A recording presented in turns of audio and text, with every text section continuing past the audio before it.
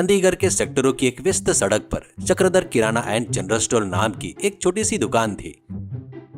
इसके मालिक का नाम चक्रधर सिंह था।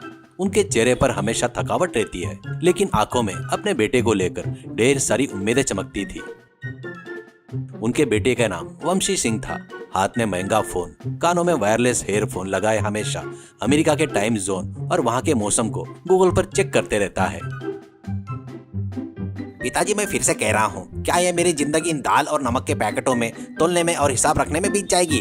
मेरे सारे दोस्त न्यूयॉर्क की सड़कों पर डॉलर में खेल रहे हैं और मैं यहाँ पर उड़द दाल मूंग दाल के बीच में पीस रहा हूँ। मेरी काबिलियत क्या है और मैं क्या काम कर रहा हूँ? वंशी, तुम पढ़े लिखे हो बेटा। गुड़गांव और नोएडा जैसे शहर में अच्छी नौकरियां हैं। कोशिश करोगे तो पक्का मिल जाएगी। मैंने अपनी जिंदगी भर की कमाई तुम्हारी पढ़ाई में लगा दी बेटा। अब 50 लाख का कर्जा लेकर तुम्हें विदेश भेजने की हैसियत मेरी नहीं है। अपने को तो एक छोटी सी दुकान है, ऐसे कहता है। यही तो आपकी समस्या है। आप हमेशा पैसों की सोचते हो। आपको पता है वहाँ डॉलर्स बरसते हैं। एक महीने की कमाई आपकी दुकान की साल भर की कमाई के बराबर होती है। मुझे यहाँ का ट्रैफिक, धूप और ये सिस्टम बिल्कुल पसंद नहीं। वहाँ के लोग कितने सिस्टमैटिक रहते हैं पता है क्या आपको? कम से कम हॉर्न तक नहीं बजाते। मेरे करियर का सत्यानाश होने का कारण आप ही हो और आप मेरी तरक्की के दुश्मन हो। ऐसा मैं सभी गाँव वालों को चिल्ला चिल्ला कर बताऊंगा। मेरी आंखों के सामने अमेरिका दिख रहा है तो आप मुझे इस गली में बंद करके रख रहे हो, ऐसा कहता है। चक्रधर गहरी सांस लेकर अंदर चले जाता है।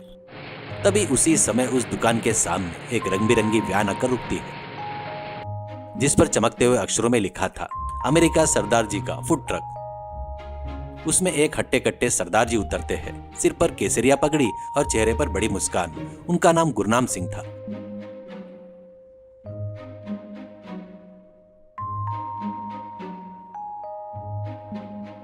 अरे वाह अमेरिका सरदार जी, क्या आप सच में अमेरिका से आए हो?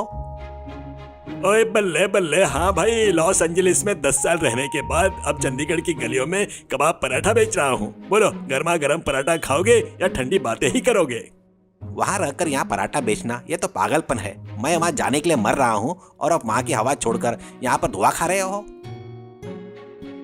गुरनाम बड़े से तवे पर तेल डालते हुए, भाई तुझे भूख लगी है या अमेरिका का जुनून चढ़ा है? पहले काटी कबाब पराठा खाते हुए बात करेंगे, तब तेरे अमेरिका का नशा उतर जाएगा।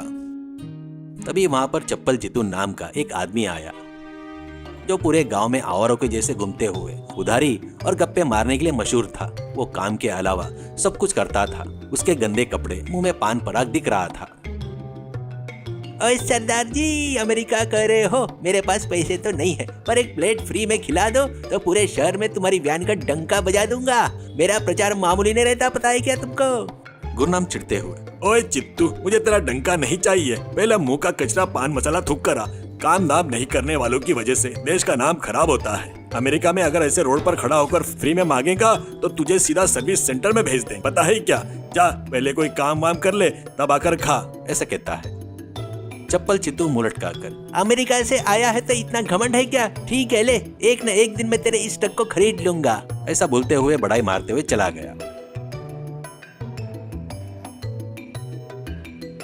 वंशी ने फिर से पूछा, वहाँ की लाइफ कैसी है? वहाँ पर सब कुछ काम रोबोट के जैसे फटाफट हो जाता है क्या? इंसान भी बहुत आदर से रहते हैं करके सुना हो, ऐसे कहता है। अरे वहाँ पर सब कुछ घड़ी की सुइया जैसे चलता है, बहुत सिस्टमेटिक होता है। पर एक फर्क है, वहाँ हम रोबोट की तरह काम तो करते हैं पर इंसान की तरह जी नहीं पाते। यहाँ पराठे की खुशबू से गली का कुत्ता भी दुम हिलाते आ जाता है। वहाँ पड़ोस की मौत भी हो जाए तो हफ्ते भर